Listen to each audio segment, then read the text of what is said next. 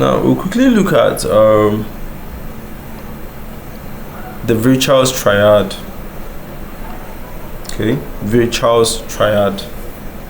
So this is basically the three things that must happen for you to have a deep vein thrombosis. Okay, so for you to have a deep vein thrombosis, you must have stasis. That means what? The blood flow is blocked. Endothelial injury, that means what?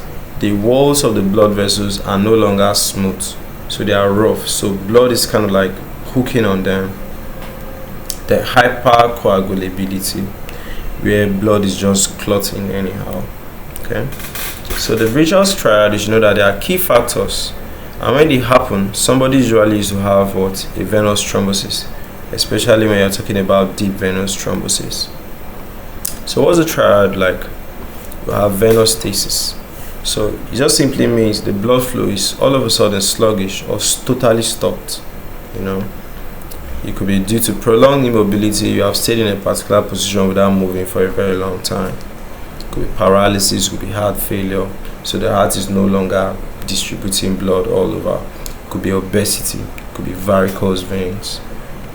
Then we have endothelial injury, where we are saying the inner lining of the blood vessels is no longer smooth, so it's becoming rough, so blood could easily be gumming on it, and that could actually form the coagulation.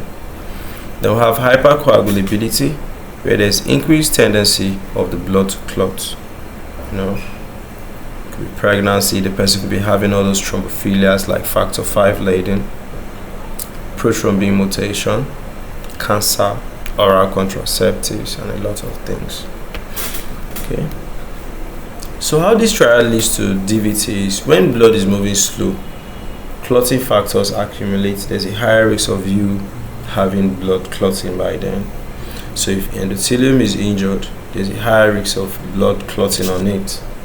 Then if the clotting gets too much, everything is repeating all over again, and it's creating a perfect environment for you to have a blood clot, so there's now a stop in the flow of the blood, you know.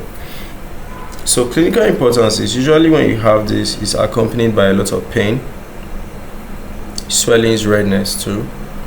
So the most serious complication is pulmonary embolism, when a clot dislodges and travels to the lungs. So preventive strategies target each part of the triad. Okay, so if you want to prevent deep vein thrombosis, it's always good to now attack each of the triad.